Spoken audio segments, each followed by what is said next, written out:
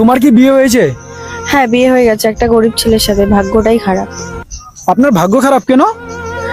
কারণ আমি থাকতে চাই না ও গরিব বলে। তো কিভাবে তুমি বিয়ে করেছো না তোমার ফ্যামিলি বিয়ে করেছে? আমার বাবা বিয়ে দিয়েছে। তোমার বাবা বিয়ে দিয়েছে? হ্যাঁ। তো এখন ছেলেটা কোথায় আছে? ওর বাড়িতেই আছে। তো ছেলেটার সাথে ফোনে কথা হয়? হ্যাঁ, কথা হয়। ছেলেটা কি বলে? বলে তুমি আমাকে ছেড়ে যেও না, এইসবই কথা বলে। তো এখন ছেলেটাকে ফোন করে বলতে পারবেন আমি তোমাকে ছেড়ে দিব? হ্যাঁ, আমি ফোন করতে পারবো, বলতে পারবো, থাকবো না। হ্যালো। হ্যাঁ, বলছি আমি মানে আর থাকতে চাই না। কেন? না, আমার ভাল লাগছে না এমনি।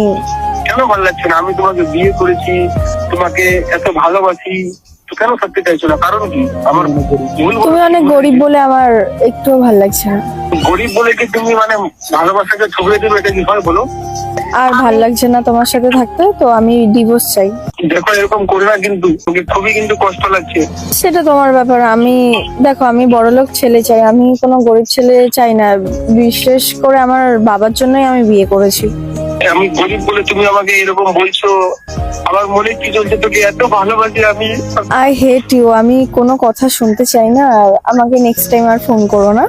দেখো তুমি যদি এরকম করো আমার সাথে, তো আমি কিন্তু নিজের জান দিয়ে দিব।